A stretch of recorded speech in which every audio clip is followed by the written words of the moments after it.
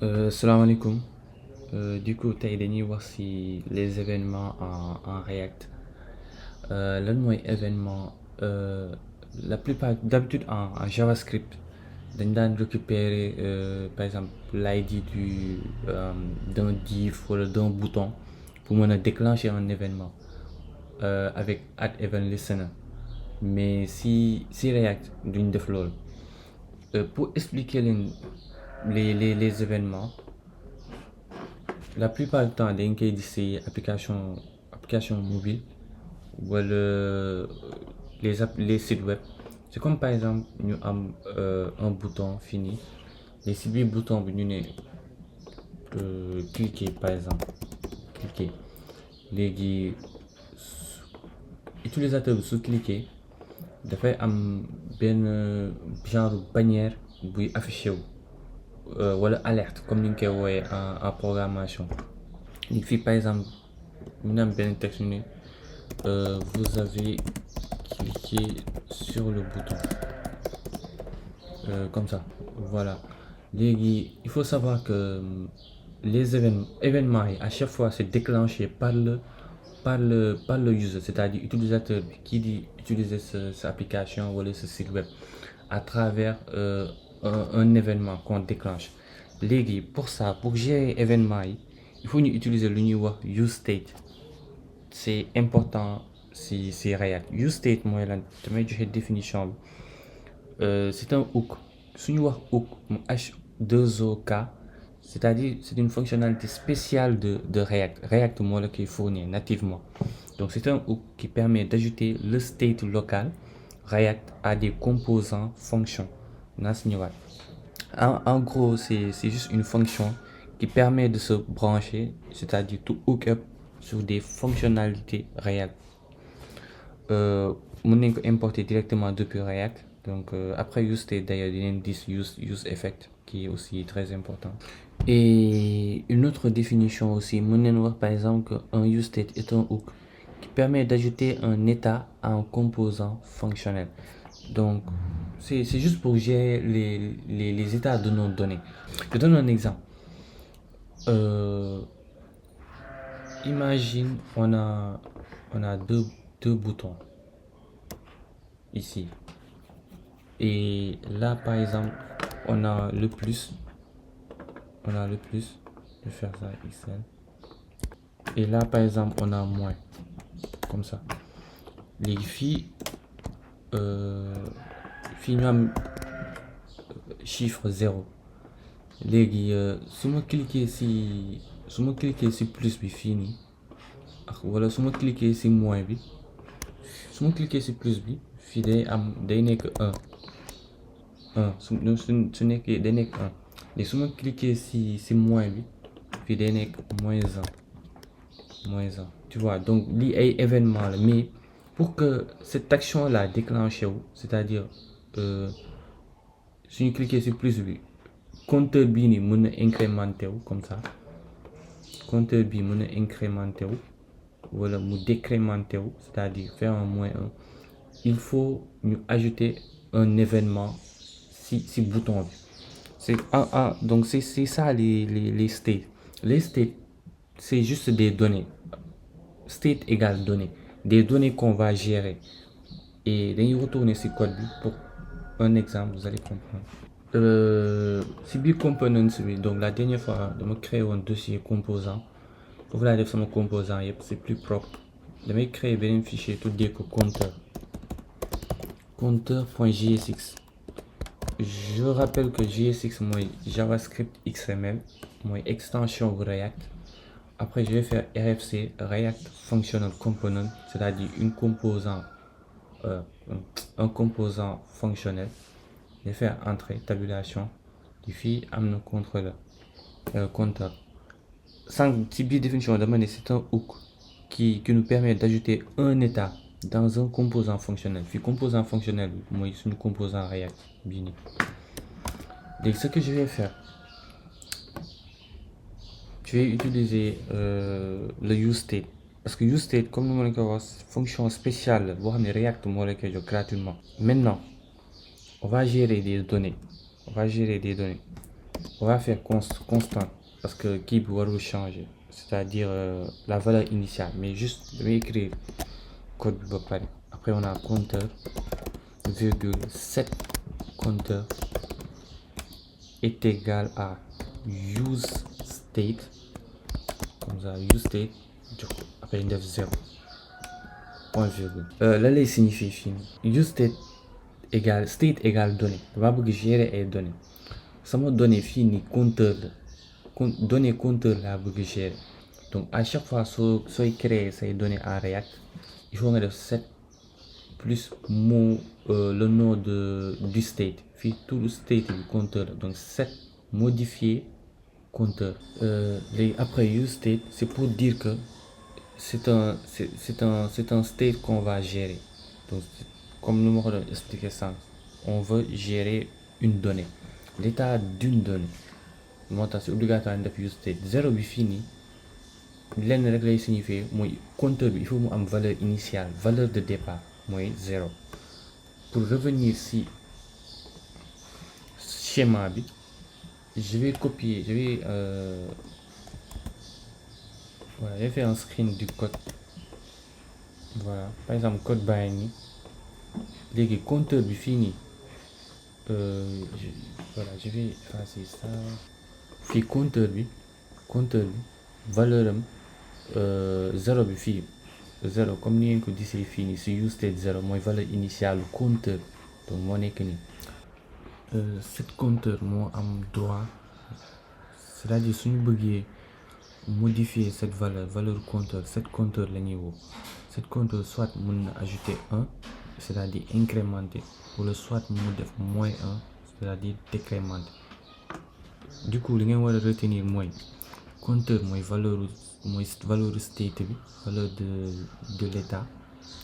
Cet compteur mooy fii méthode lay doon, fonction lay doon, fonction bi nar a mën a modifier valeur bi state bi.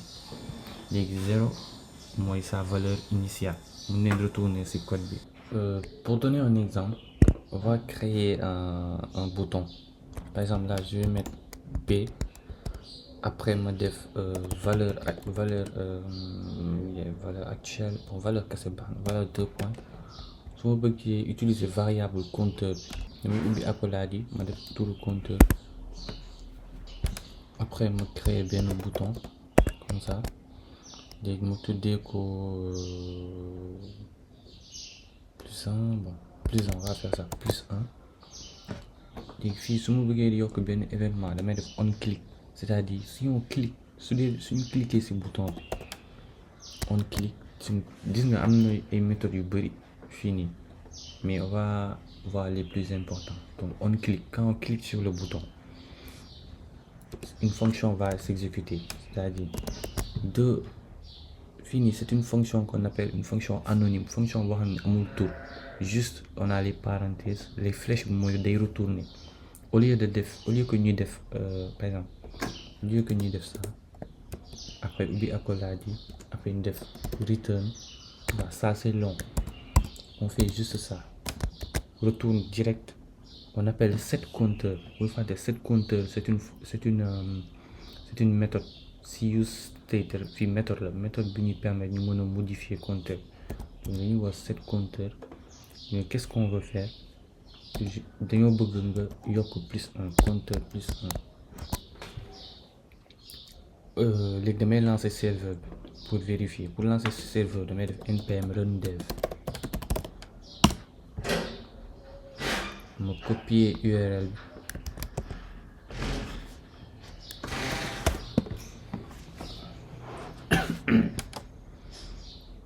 Bon, j'ai oublié ma fàtte injecter composant compteur bi si sama composant principal. Je vais retourner ci code bi fii, après ma dem ci app.jsx, mën naa effacer lii yëpp, ma injecter juste compteur. Bu leen fàtte que app mooy sama composant principal, fii laa stocké fii laa injecté sama composant yi.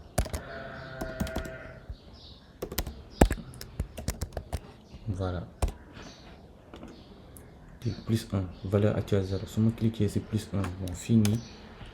gisoo leen ko bu baax. Je vais essayer de ajouter quelques styles CSS. C'est plus rapide. damay dindi classe name bi ma utiliser style bi comme ça. Voilà, donc style, après une ubbi deux accolades, background color, après color white. Voilà, plus 1. Laissez-moi cliquer sur plus 1 du fini. Je vais pas tout padding. Virgule padding, je vais mettre 10. Voilà, si on clique plus 1, voilà, valeur day augmenté de plus 1. Pourquoi c'est possible? Parce que on clique, moi, si je clique sur le bouton, si balise bi ma nekk day woo set compteur. Or set compteur c'est une fonction, dama woo set compteur après ma ne ko suñu cliquer sur le bouton bi defal compteur plus 1, c'est-à-dire jëlal valeur compteur nga def plus 1. Donc c'est juste ça. Mën nañ def lu gën a simple, si je peux dire encore une fois, c'est-à-dire on va créer deux boutons comme ça, deux boutons. Et demain essayer de représenter ces deux boutons là, plus à moins, schéma bini. Donc ce qu'on va faire, ok, puis demain plus 1, puis ma def moins 1 comme ça. Si ma délouer sur navigateur, on va avoir ça. Et si digg demain valeur actuelle. Valeur actuelle, damay jël P bi fii nii ma def ko ci diggante deux boutons yi avec Safari. Voilà, on a valeur actuelle. Et pour que ma aligner ko ci même ligne, c'est-à-dire pour que mu nekk horizontal, il faut mettre display flex. Flex mooy da koy def ci même ligne bi. Voilà, donc display flex da koy aligner ci même ligne, c'est-à-dire ligne horizontale. Justify content d'aligner les éléments de manière horizontale aussi, mais aligner align items da koy aligner de façon verticale, c'est-à-dire da koy teg ci digg navigateur fenêtre bi, par exemple. Voilà, donc on a plus 1 moins 1. Bon, pour l'instant on a ça. Si on clique plus 1, fii dafa war a changer yokk de 1. Si on clique moins 1, dafa war a wàññeeku de moins 1. Donc ce qu'on va faire, damay créer deux fonctions. Const ma tuddee ko incrémenter minuscule, incrémenter mooy addition. Voilà, dañuy yokk dara. Une variable qui va contenir une fonction anonyme, c'est-à-dire benn fonction boo xam ne amul tour, comme ça. léegi daf ñuy retourner quoi? Il retourne suñu woowee fonction bi dafa war a woo set compteur. Bu leen fàtte set compteur méthode la, fonction la. léegi si biir parenthèse yi ñu def si logique bi c'est quoi? On fait compteur plus 1. Voilà, ma copier coller même fonction bi fii pour décrémenter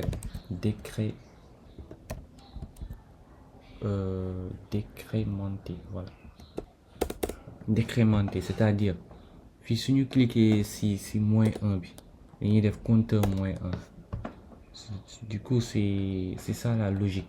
léegi après si bouton on click bi, au lieu que ñuy woo c'est-à-dire créer benn fonction buy woo set compteur, on va juste faire ça.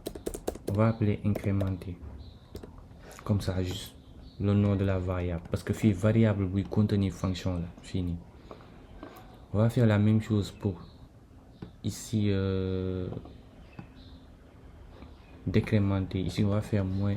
Voilà, c'est bon, def naa ko ba pare moins 1, mais fii décrémenter laay woo la variable décrémenter c'est une fonction, n'oublions pas. Après su ma delloo si navigateur, su ma bësee plus 1, voilà, su ma defee moins 1 plus 1 moins 1. Donc en gros c'est ça les use state. Use state lan la ñuy permettre ñu def, mën neen comme ni ngeen ko gisee gérer un compteur, ouvrir wala fermer ay menu, mën neen stocker li utilisateur bi di saisir ci benn champ, mën nañ gérer un panier d'achat et cetera bëri na. Analogie l'interrupteur. Imagine benn lampe bi dafa am sa lampe nekk par exemple lampe dafa am un état, c'est-à-dire état allumé ak état éteinte.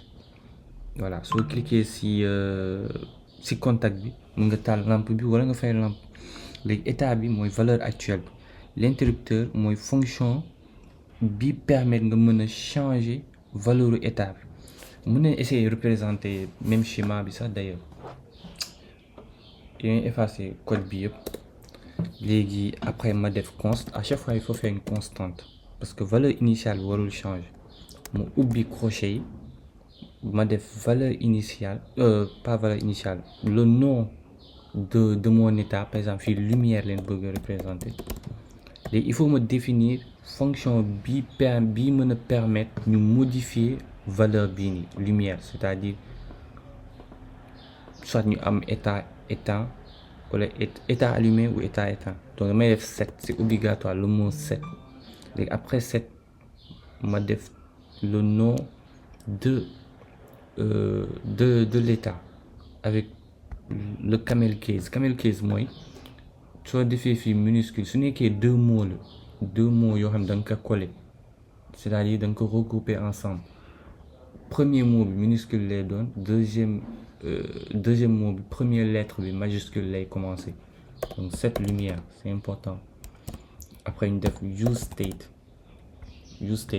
day am valeur par valeur initiale. sànq fële dañoo utiliser woon 0 parce que type yi ñu doon utiliser c'est du int, c'est-à-dire c'était des nombres, mais fii c'est du string, c'est-à-dire chaîne de caractères. du coup on va faire éteinte. su nekkee valeur string la dañuy ubbi accolade yi, mais su nekkee ay nombre la donc yi ñu war a def juste le nombre comme ça. voilà donc su defee lumière is assign a value but never use, c'est-à-dire lumière jox nañ ko valeur mais pour l'instant utiliser bu ñu ko. voilà c'est pas une erreur. léegi lii mooy état initial bi par défaut c'est dañoo fay lampe bi. voilà dañoo fay lampe bi. différence entre c'est-à-dire variable classique par exemple bi nga doon utiliser avec let pour déclarer une variable, par exemple let âge égale 22, je sais pas.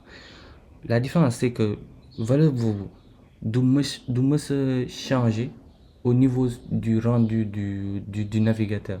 c'est-à-dire valeur boobu soo ko affiché ci navigateur valeur boobu React du ko mës a actualiser, du mës a changer à moins que yow nga ñëw def ko manuellement. alors que soo utiliser React soo utiliser useState, React day di changement yi ba pare da koy rafraîchir, c'est-à-dire da koy actualiser automatiquement sans que yow nga def ko manuellement. c'est juste ça. après bon je peux faire par exemple créer une variable const, encore une fois constant, une variable qui s'appelle allumé, comme ça allumé égale c'est une fonction, on va lui donner une fonction qui retourne direct, c'est-à-dire si ñu utiliser flèche bi rek ça veut dire que c'est pas jarul ñuy utiliser le mot return ci biir fonction. on appelle cette lumière et on lui passe la valeur lumière est égale à, ou bien mën nañ def juste allumé comme ça allumé. di mu copier même fonction éteindre fii dañuy woo cette lumière jox ko valeur éteindre, c'est-à-dire cette lumière day modifier valeur lumière bi du nekkati bon fii éteinte, je vais mettre éteindre, waaw éteindre c'est bon.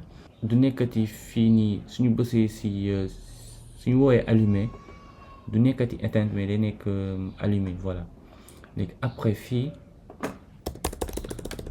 ma def valeur lumière, fii ma def allumé, fii ma def éteindre.